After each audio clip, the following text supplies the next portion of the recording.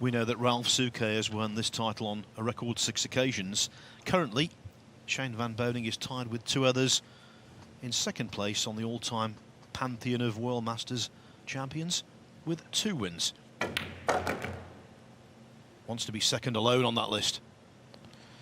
Well, that's a very, very useful flick on the 7, that. Sure it was. Wow. Yeah, he touched the 7 ball coming off the rail, and that helped out.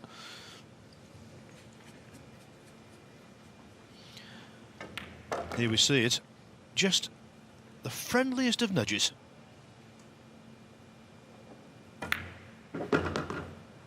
Yes, also on 2 wins in this tournament. From Germany, Thomas Engert, and from the Philippines, Francisco Bustamante. Stato. Mr. Stato, yeah? And Shane's looking good for this rack now, after the useful flick on the 7.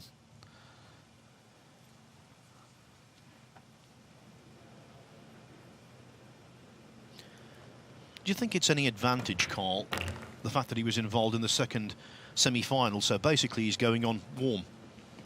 Yeah, I do think there's a bit of an advantage there for sure, because obviously Niels has played the first semi-final and he's had to go upstairs in the practice room and probably hit balls on that table, which plays so much different to the TV arena, and it's such a quick turnaround. Shane's not really had the chance to do anything, has he? He's just straight back out there, so yeah, I think there's a slight advantage in that. But then some people might say Niels has had a chance to have a bit of a break, so maybe personal preference. Yeah, I think what you said about Shane being probably a little looser would be true, because he's certainly not tired. I mean, maybe if it had been a long day where they played one of these 5 or 6 match tournaments, but he only played, 2 today. Well, that was a pretty nifty way to start out. Shane van Boening is such a formidable opponent. The one mystery, of course, is why he doesn't perform like this, and this form doesn't translate into the Mosconi Cup. If it did, the European domination might be a little less than it is at the moment. Well, here you see the break. It was dry. I have a theory about that. I just think that Shane, he is deaf. You can see the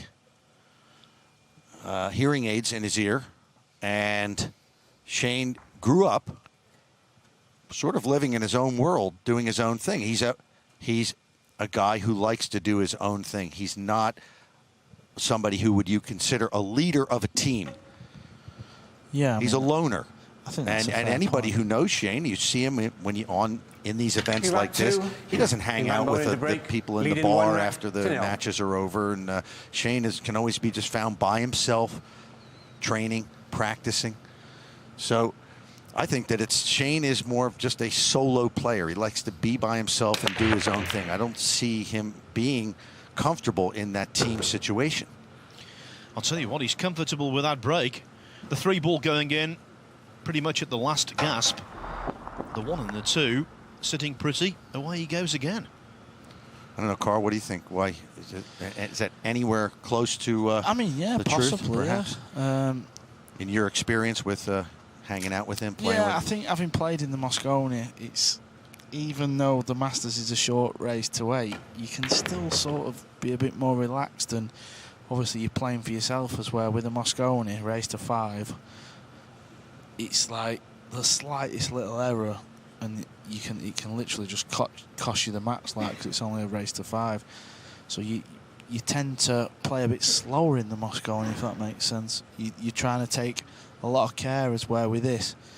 Shane's a very fluent player, and he likes to get on a roll and just get these racks won super quick, and before you know it's like 3-4-0, and he's halfway there. As where, I don't know, the Mosconi, you've got, obviously yourself, there's like 2,000 people there.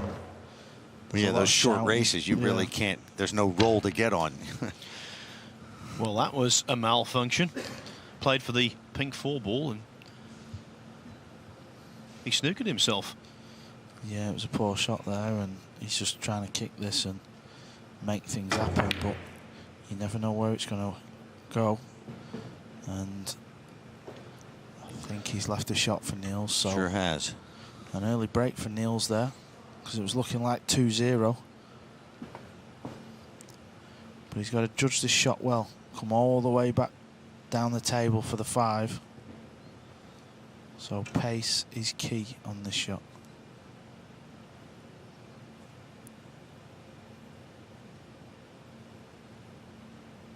Extension called.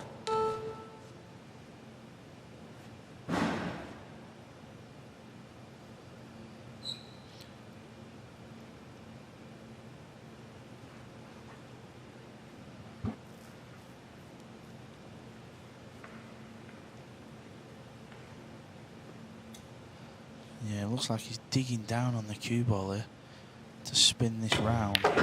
He's got to avoid the 7. 7's the big ball here, and he's missed it.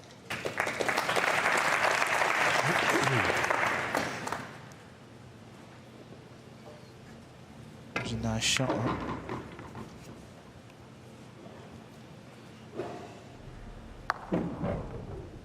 He certainly must be surprising himself here this week after coming off a 6-month layoff due to that tennis elbow injury and playing this well, this relaxed. Yeah, I mean, obviously he's been injured, he's had a break, but, you know, he's a very, very professional player and he's known for putting plenty of hours in, so he's not going to come here feeling, you know, like he's not in stroke, if you like, because he's put so many hours in back home practicing. You know, he does everything right. And it just looks like the same old Niels to me.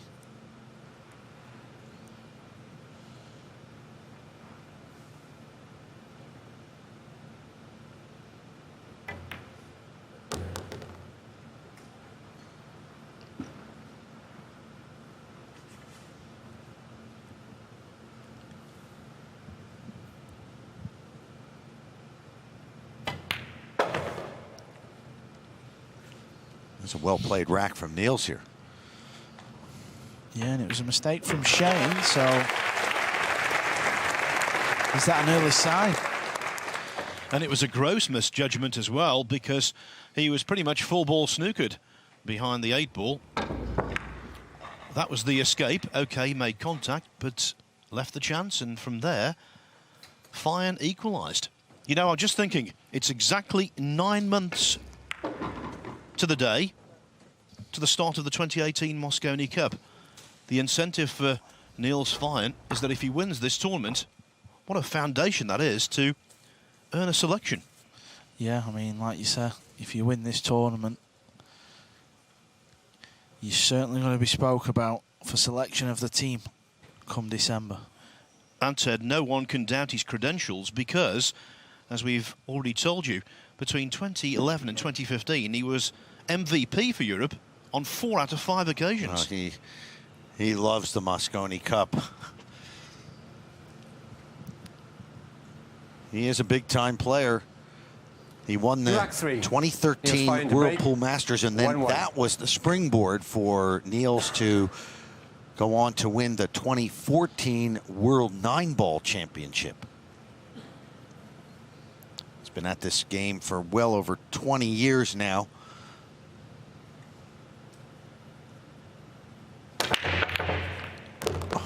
Just jumps out of his shoes. This will work out nicely. Yeah, and the good break continues. There you see it, another ball made, and a very, very generous split. No balls covering each other. Everything goes in a pocket. This is a lovely split. On a consistent basis, the table is broken better tonight than in any of the other sessions. Yeah, for sure.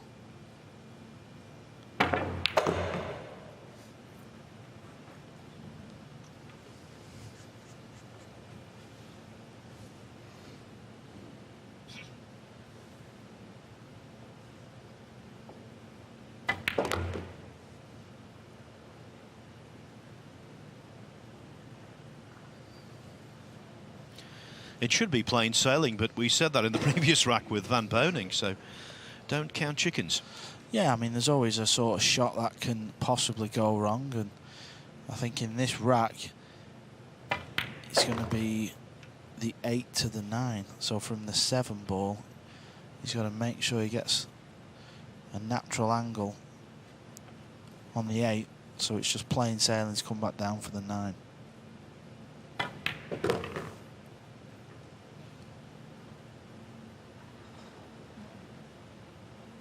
There you see him just checking the angle he wants.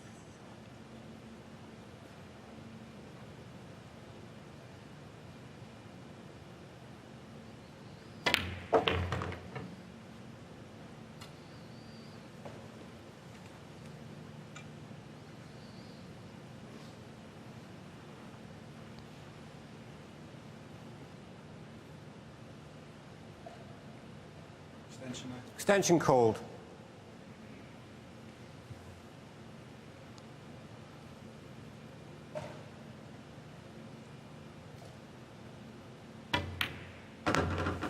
Nicely done. Well, he looks good. Yeah, it was a very generous layout, to say the least, off the break shot, so fully expected him to clear that table to take a 2-1 lead. Niels Feijen, well rested, came here full of determination. There's still an awfully long way to go in the final, but right now he is looking as solid as you like. He leads Shane van Boening, 15th and closing match of what's been a cracking tournament. The Match&Bet World Pool Masters of 2018. We've reached the final, and Niels Feijen has made the better start. 2 on ahead as he breaks off in rack 4. And it's another successful break there. Look at this. He's really getting the break going here. 2 balls on the break. He's got it going on that break shot.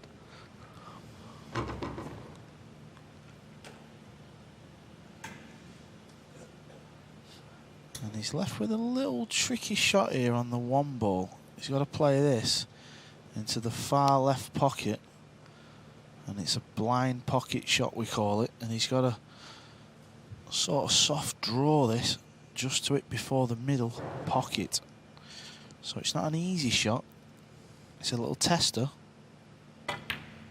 Oh, and it's right in the heart of the pocket.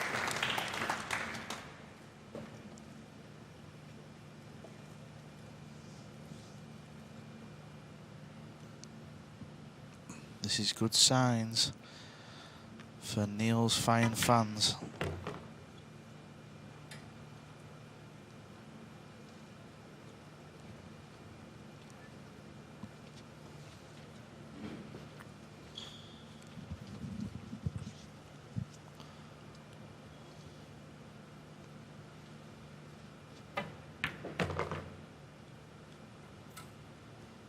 Connect the dots, Carl.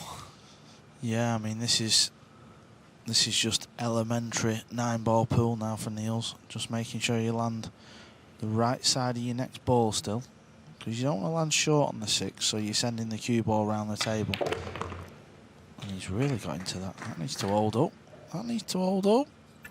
Wow, he got into that ball. Look at that.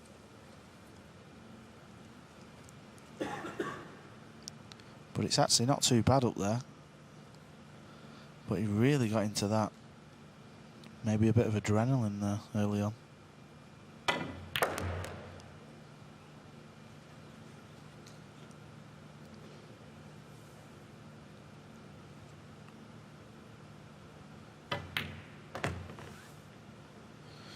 This is as sharp as I've seen Niels playing in quite some time. Indeed, and with that, another break and run out.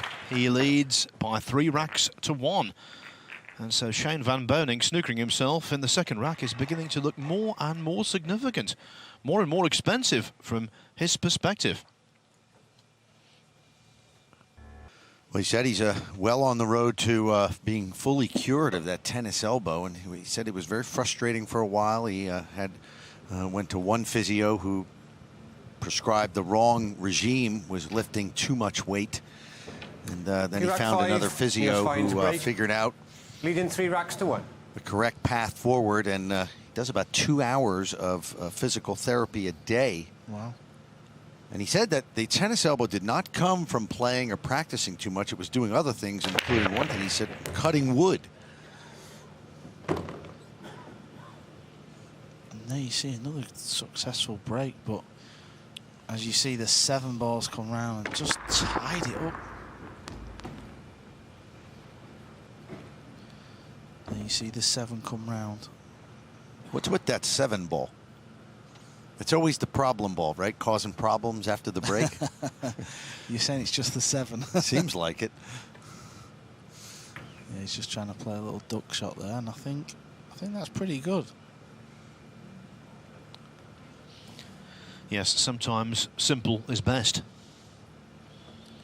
Sometimes there's no options.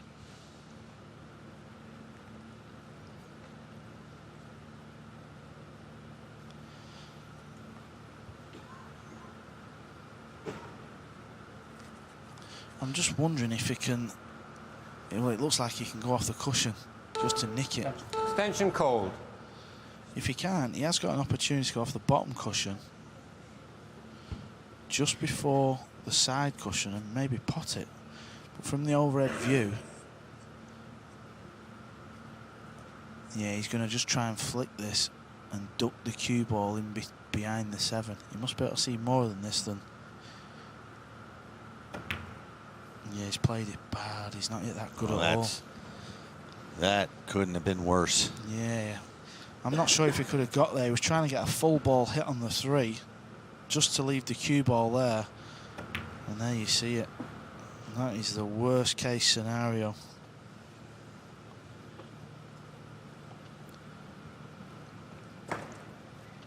And it's horrible when you sat in your chair there and you're 3-1 down and you look at the table and your opponent's got extension call. All the balls in the open and it looks like going 4-1. And he's been breaking pretty good. Yeah, and he's breaking like God. I mean, yeah, that's a nice shot. Good speed there.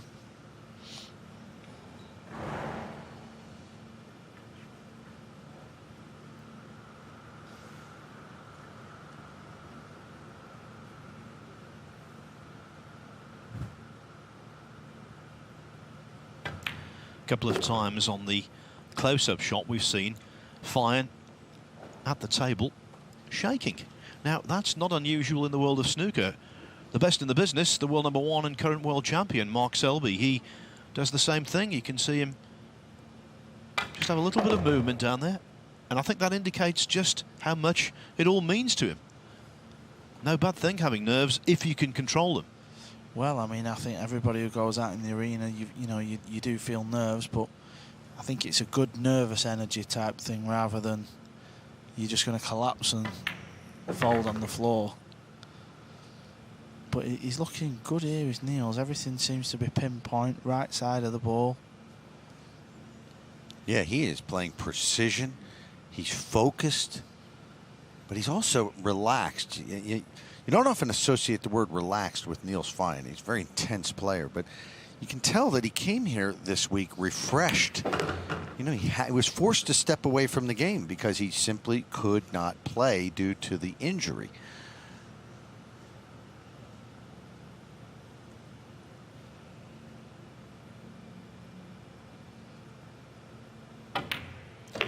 And when stuff like that afflicts a sportsman, it's only natural for them to think, is this going to be career-ending or long-term? So to be here and be involved is a relief. And to be this far ahead in the final, 4-1, halfway to his ultimate goal, well, that's bordering on dreamland. What a story this would be. Niels Feijen. Been there, done that, won plenty of titles. I think in many respects, after the problems he's had over the last 6 months, this would be the most satisfying.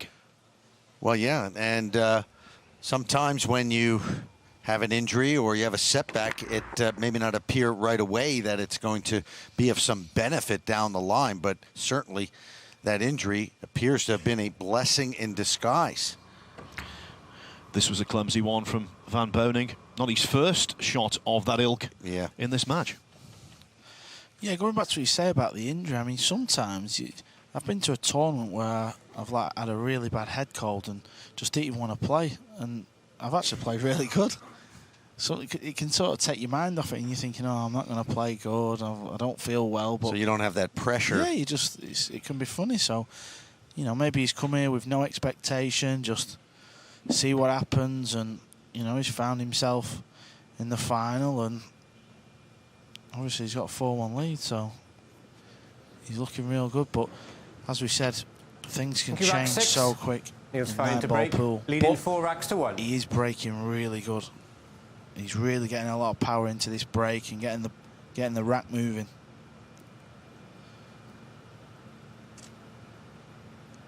And there you see. Wow. That's 3 balls.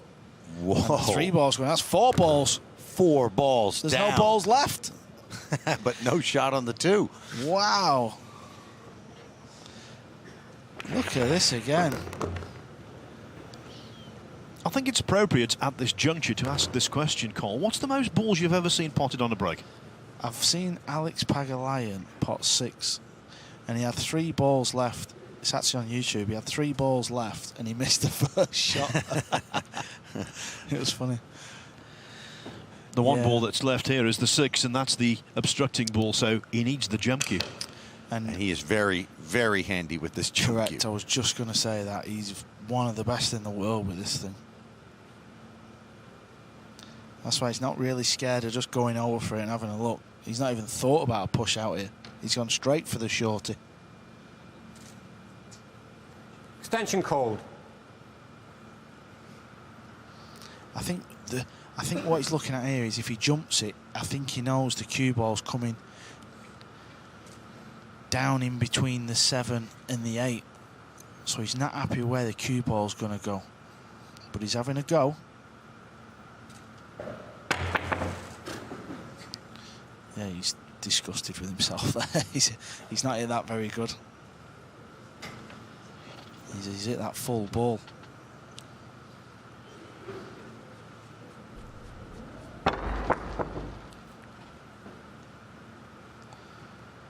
And this lets Shane back to the table with a chance to cut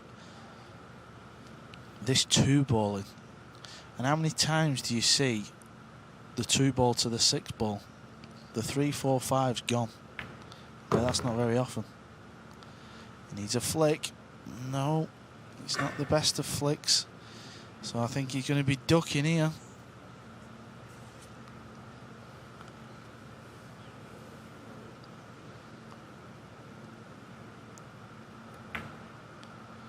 There you have it. Made sense, though. Total sense. And by getting the cue ball so close to the brown 7, increased the level of difficulty here.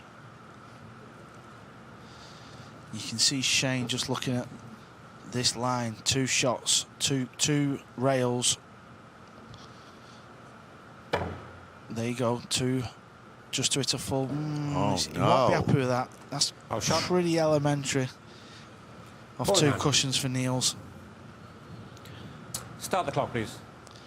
The main thing you want to do there is just make sure you hit the ball. And you have to believe now, Ted, that's gifted the rack to Van Boening. Well, sure. This is his chance to get back in it. He's got to give us a Shane Van Boening special, a 3-pack, a 4-pack. Turn this match around. There's nothing worse at this level where you come out of a snooker and miss the ball. Flash off, please. Give ball in hand. Flash off. Nigel just telling somebody off in the crowd there. Somebody had the flash on the camera. Ball in hand after you miss a snooker is a very severe punishment. Often the death knell for a rack. And it certainly is in this one. Shane Van Boening badly needed something good to happen, and happen quickly. And so he'll be relieved. The gap is now only... This is the culmination of the Mansion Bet World Pool Masters here in Gibraltar. Shane Van Boening breaking off in rack number 7, trying to reduce the deficit. Where's the cue ball going? It's gone. Oh, shot. Ball in hand. That is disaster. That is major disaster. Start the clock, please. And he made the one ball. Let's have a look. Did it get kicked? No. So Shane lost control of the cue. Very uncharacteristic for Shane Van Boening. He's one of the best at the break in 9-ball. And you look around for clusters, and even though there is one, it's a pretty simple one to solve.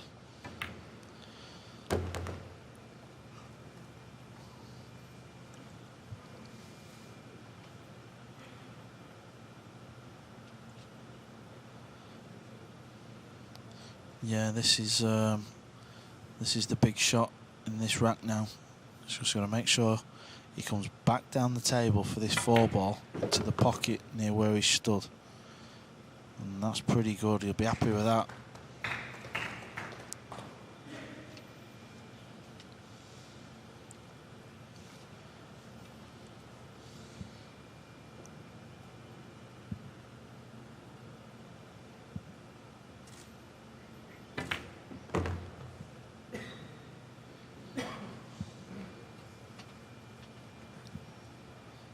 Does the brown 7 go in the middle?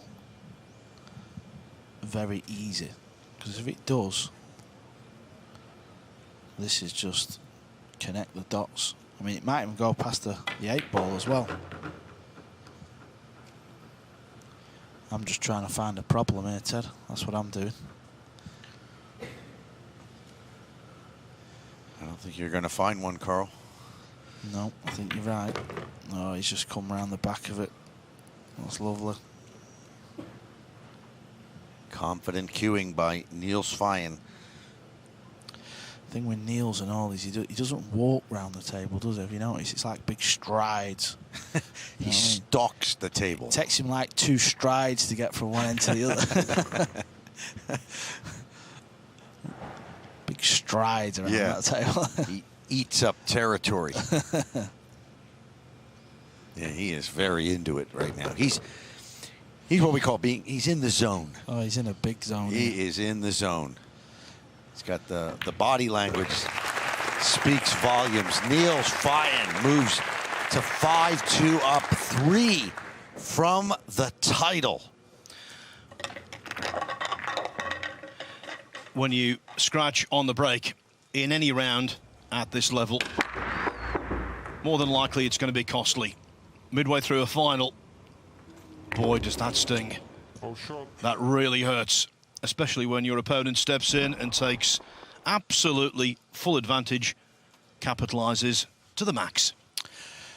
Yeah, and the way Niels is breaking, I mean, it's hard to see him not potting a ball off the break. He's getting that much movement on the rack. And I think Nigel's, you know, he's giving a really good consistent rack, so the balls are splitting lovely. I mean, no disrespect to the lady referee. What's the lady called again, sorry? Desislava Boshilova. I'm glad you said that. She's not really got a good tight rack, so the balls are a bit sluggish. As where Nigel, he's just, you can see there, he's giving it a bit more of a tighter rack, and that's making the balls split a lot easier, and I think that's why it's a more open game. One interesting number here as Niels Feijen just looks at this. The continental composition of the winners of this tournament over the years. 16 European winners, 4 from North America, 4 from Asia. So this could be the 17th European champion in 25 attempts.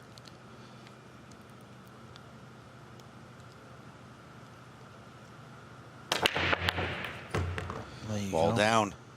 Look at the 1-ball. It's there just it going to is. dress up over the pockets. Oh. Niels doing a little bit of a boogie there. Yeah. Well, he knew that just if that's 7. Hey, it's that 7 again. You called what it. What is Ted. going on with the You've brown called 7? It is the 7 all again. day long. That's the one putting the spanner in the works.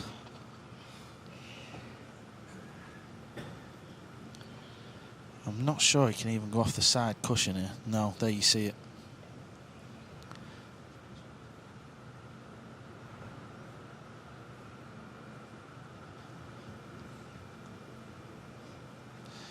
That's what he's looking at. It's a very attacking shot, but the 1-ball he's near the pocket and he's having a go. This is attacking stuff. I mean, I don't blame him. Oh, look at that. What a shot. Is it your day? Oh, yeah. I think it is. Yeah, I think he's you want to win, you bust down the front door, not through the back door. Yeah, and he's been rewarded here. Look at this. You know about that, Carl, right? Got to go, you know. You've got to attack the table. Front door down, kick it down. You're right, and he's been rewarded. And at first I thought the cue ball were going to sit on the red 3, but it's not. It's actually absolutely perfect. You know what they say, fortune favours the brave. I think that's going to be a key shot in this match now.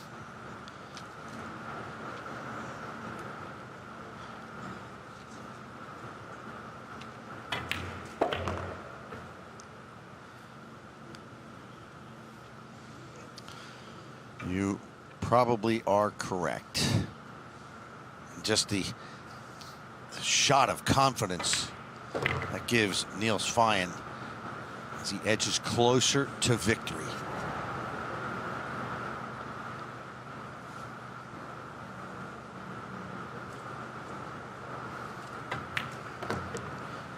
I'm just looking at Shane. You can see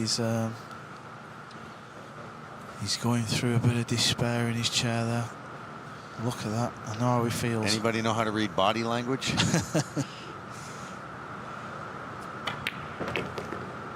You don't need a degree in reading body language to know where he stands in this match.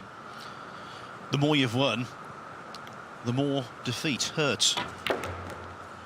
And he realises that defeat is a distinct possibility, even a probability now. Because the Niels Feijen bandwagon continues to roll on. He's a juggernaut this evening, both in the semi-final and so far in the final. 6-2 ahead, 2 more racks needed to regain the World Pool Masters title. It's a head shaker for Shane. I think it would be extra satisfying for Niels, not just, of course, winning a major like this is, you know, always going to feel great, but just the fact that of how he's doing this after this 6-month layoff due to injury, it's got to feel so satisfying. Yeah, I mean, you can just you've just sensed it after he beat O'Connor. He's just been a bit of a man on a mission, really. You can see he just looks really confident at the table. He's not. Every shot's going in the heart of the pocket, and it's going in solid. There's no like, you know, quitting on the shot. Everything's going in at a good sort of pace. And just these 3 balls for a 7-2 lead, and just to be 1 away from the title. But you know, Ted, when you're 7-2 down, you can still win. Yes, indeed. You know something about that. Well, you didn't go on to win the title here this year, Carl, but that was perhaps the most memorable match. It is 7-2. Wow, that was tremendous. It really was. Niels Feijen in the mythical zone. In a very good place at the moment. Niels Feijen, the man of the moment, is in a really good place here in Gibraltar. 7-2 up in the final. 1 more rack needed to be crowned World Pool Masters champion. And let's have a look at this tremendous break he's been doing today. And the 1 ball again, look, he's got that break, but the 2 ball has been kicked up to the top rail, and the possible slight little chance for Shane. Yes, Shane will be getting a chance. And this was about the position you were in against Ralphie last night. It was dark days. Yeah, I was sat there looking a little bit like Shane. Yeah. Dejected.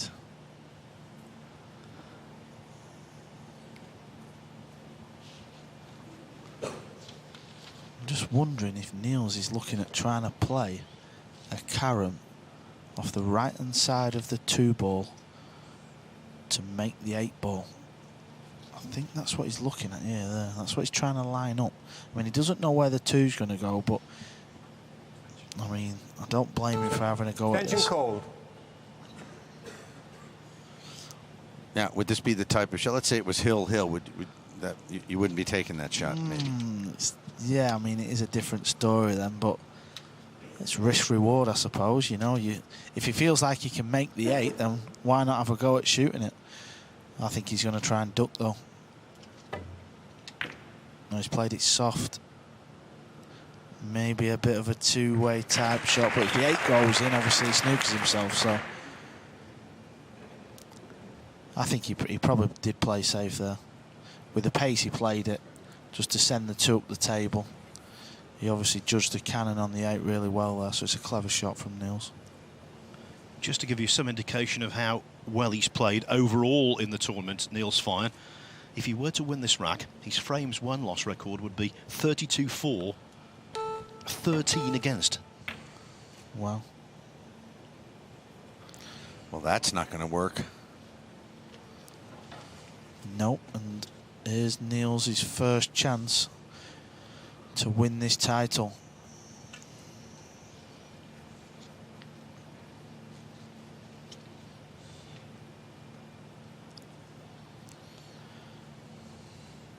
Can he get on the 3-ball good? And there is your answer. It's perfect. Carl, tell us, you've been in this position when you're on the cusp of a major pool victory and the balls are there and you're clearing up. What are the emotions? Well, I mean, you're just trying to keep things simple, really. You don't want to make any silly mistakes. But I think that the thing with this one is he's obviously just clearly dominated the final. He's broke really well. He's had all the chances. And I don't think he's going to feel like, you know, it's not like it's 7-all and it's been a really to and fro match and it's been nip and tuck and Shane's been in the game. I think because he's been so dominant, I don't even think he's concerned. And Ted, what about the irony of this? Shane van Boening's 2 previous appearances in the final of this when he won, he beat Nikos Economopoulos 8-2 in Nottingham. Then he beat Darren Appleton 8-2. And now he's in danger of being beaten 8-2 himself. The cruel symmetry. Interesting factotum there. But it's just a few more balls here to the title. He's missed it. Oh, no. He's missed it. Wow. Have we seen a little turning point there? You just never know. Look at this. Amazing. And what ball does he miss? The one with the national colour of Holland. Oh, Phil. Wow. Where have you pulled one. that one out from, Phil? That's genius.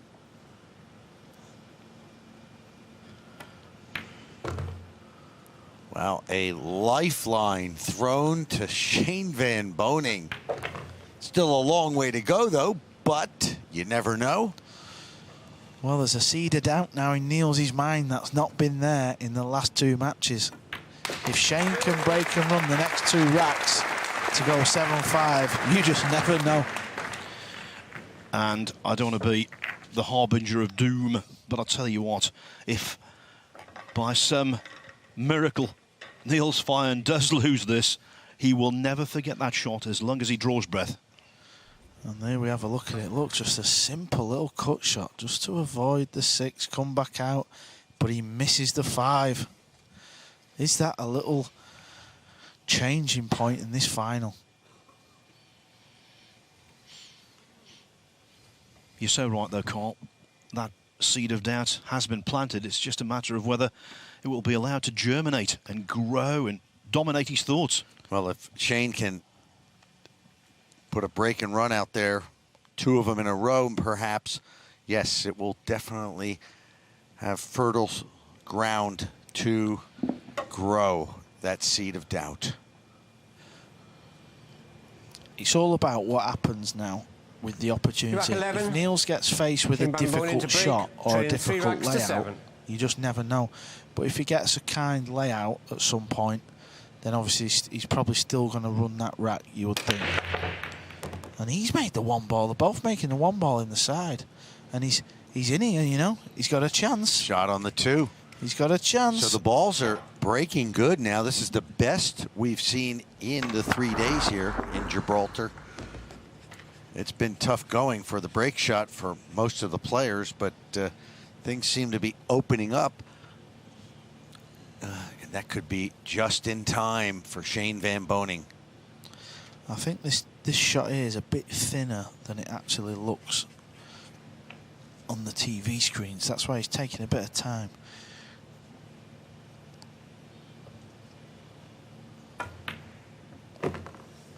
Oh, he's played that well. He has played that really well to avoid any kind of cannon on the 9 and the 7. Found a lovely gap. Certainly Shane can play loose now because he was being written off by us and everyone else watching here and on television, online. And that's a poor shot though, Ted, you know. He just flicked the 4 ball onto the cushion. So now the cue ball's got to be travelling, so he's got to... I don't think... Can he hold this ball? Or does he have to use a couple of cushions? There you see it. He's going to try and come around the back of the 5. Is he going to get there? Wow, look at that. Just misses the 5.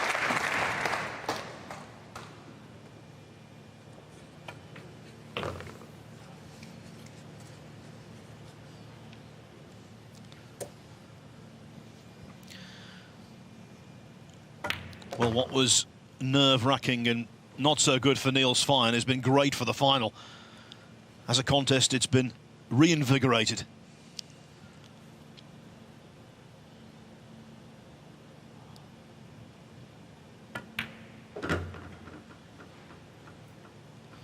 And you just never know in the game of 9-ball pool what can happen. Once that momentum swings on a winner-break format and you start applying the pressure back on your opponent, strange things can happen.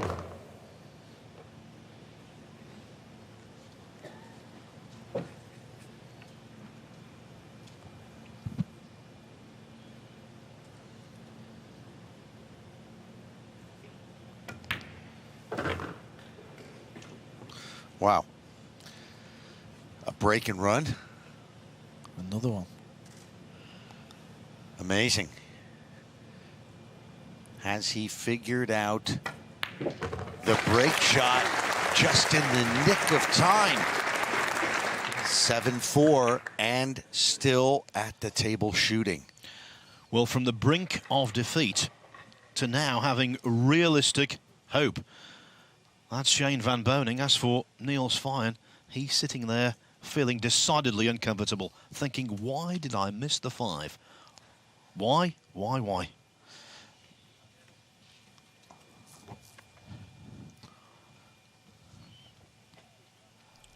This was in earlier in the previous rack. Look at that precision. Threads the needle. And he went on to clear the colors. 7-4 now.